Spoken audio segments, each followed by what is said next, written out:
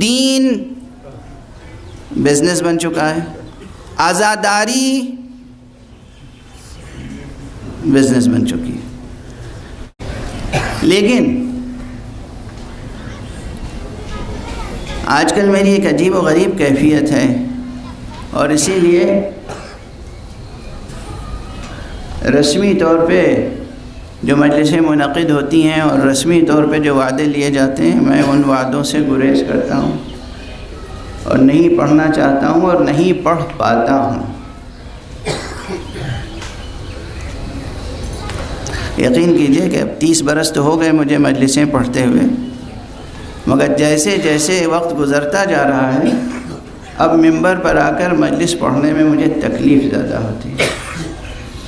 شروع میں نہیں ہوتی تھی تکلیف، اب تکلیف زیادہ ہوتی ہے، اور اس کی وجہ یہ ہے، آپ حضرات سے دست ادب جوڑ کر عرض کر رہا ہوں، عام طور پر جو مجلسی مجمع کا ذوق سماعت ہے، جو ذوق سماعت ہے، جو سننے کا معیار ہے، ایک چیز ہے ذوق سماعت، اور پھر دوسری چیز ہے ہدف سماعت، غرض و غایت جو ہے سننے کی، اس میں بہت کم کہیں پر خدا اور خلوص نظر آتا ہے۔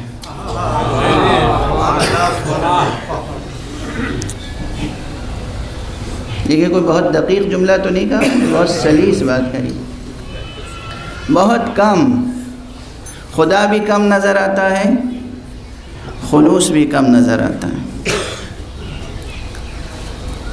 پروردگار ظہیر ذیلی صاحب کی روح کو بلندیاں عطا فرمائے۔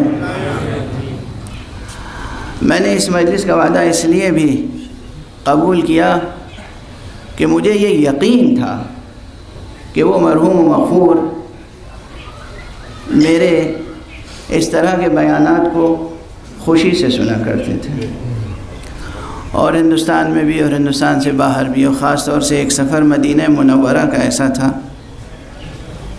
کہ جہاں مدینہ منورہ میں مجھے مجلسیں پڑھنے کی سعادت نصیب ہو رہی تھی روزانہ، اور وہ پابندی سے ان مجلسوں میں شریک ہوتے تھے۔ مجلس سے پہلے بھی میں عرض کر رہا تھا کہ امید ہے کہ میں جو کچھ عرض کروں گا اس سے سامعین خوش ہوں یا نہ ہوں، لیکن ان کی روح ضرور خوش ہوگی۔ وہ ایک دانشمند انسان تھے، دانشور انسان تھے، فعال تھے، سوشل ایکٹیوسٹ تھے۔ آج کل جو لوگ دانشور ہو جاتے ہیں اور سوشل ایکٹیوسٹ ہو جاتے ہیں، اب تو سوشل ایکٹیوسٹ ہونا بھی ایک بزنس ہے۔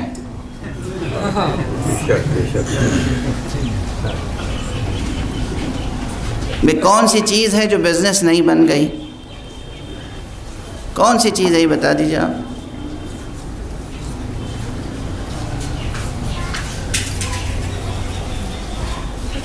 تعلیم بزنس بن چکی، طبابت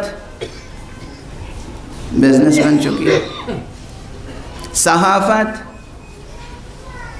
بزنس بن چکی ہے، فہرست بہت لمبی ہے۔ دین بزنس بن چکا ہے، عزاداری بزنس بن چکی ہے۔ ارے آپ مانے یا نہ مانے، میں ممبر سے کہہ رہا ہوں۔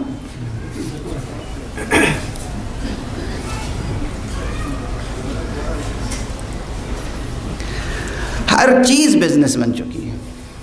بہت کم مخلص علماء ہیں، بہت کم مخلص مومنین ہیں۔ امید انہی سے قائم ہے، پروردگار ان کا سایہ برقرار رکھے، ان کے توفیقات میں اضافہ فرمائے۔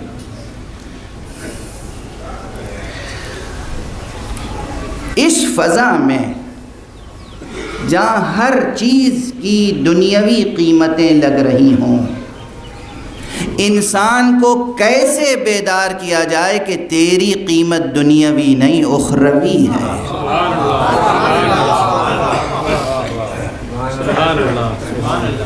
یہ انسان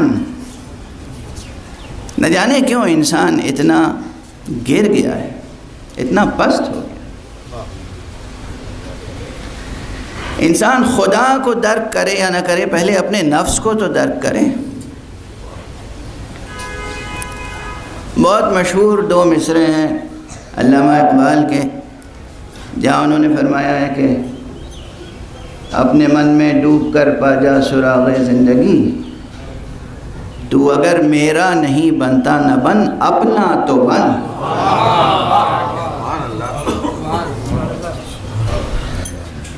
آج کل صورتحال یہ ہے کہ انسان اپنی قدر و قیمت بھی کھو چکا ہے، بلکہ اسے معلوم ہی نہیں ہے کہ اس کی قدر و قیمت کیا ہے۔ پروپیگنڈا، میڈیا، الیکٹرانک میڈیا، ایک شور، اس شور میں شور ہی شور ہے، کوئی حرف گفتنی نہیں ہے۔ شور ہی شور ہے، کوئی حرف شنیدنی نہیں ہے۔ اس شور میں نہ کوئی کہنے کی بات کہہ رہا ہے، نہ کوئی سننے کی بات سن رہا ہے، سب شور کریٹ کر رہے ہیں۔ عجیب دنیا ہے۔ جو حساس افراد ہیں، جو بیدار افراد ہیں، ان کی کیفیت کچھ اور ہے، ان کی کیفیت کچھ اور ہے۔ قرآن مجید نے یا وحی الہی نے، چاہے وہ وحی کسی پر بھی نازل ہوئی ہو، حضرت آدم علیہ السلام پر نازل ہوئی ہو، حضرت نوح علیہ السلام پہ نازل ہوئی ہو، حضرت ابراہیم علیہ السلام پہ نازل ہوئی ہو، حضرت موسیٰ علیہ السلام پہ، حضرت عیسیٰ علیہ السلام پہ، حضرت محمد مصطفیٰ صلی اللہ علیہ وسلم۔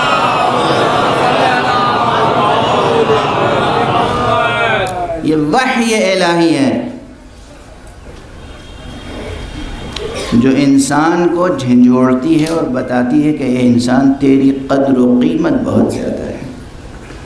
ایک جملہ میں نے لکھنؤ میں کہا تھا، یاد آ رہا ہے، کوئی 4-5 مہینے قبل یا کچھ ایسا ہی عرصہ ہوا ہوگا۔ آپ حضرات سائنس کے بہت دلدادہ ہیں، میں بھی ہوں۔ یہ بہت کم لوگوں کو معلوم ہے کہ ایک زمانے میں میں سائنس کا ہی اسٹوڈنٹ تھا۔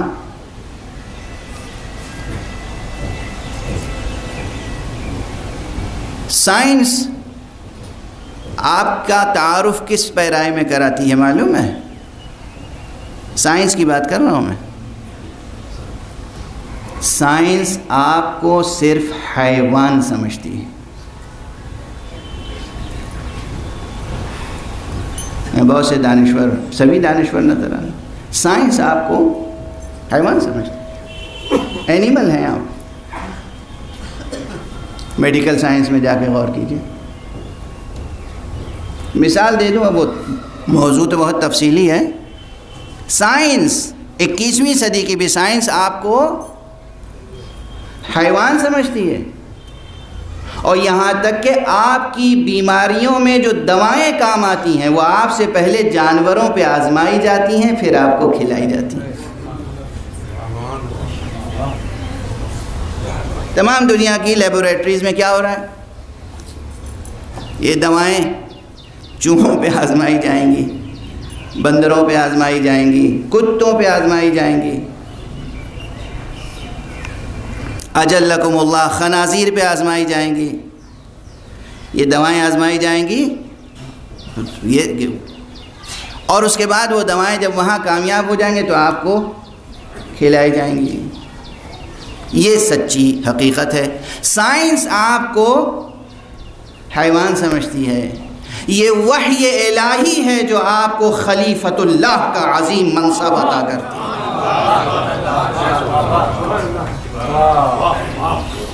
آپ جو انسان ہونے کی حیثیت سے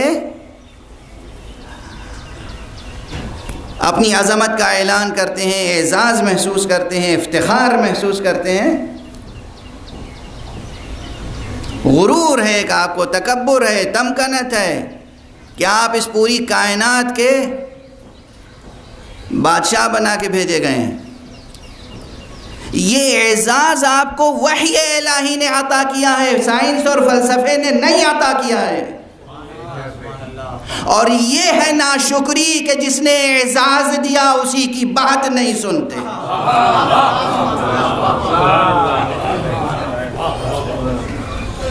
یہ جتنے اعزازات حاصل ہیں آپ کو، انسان، سائنس آپ کو انسان کہتی ہے،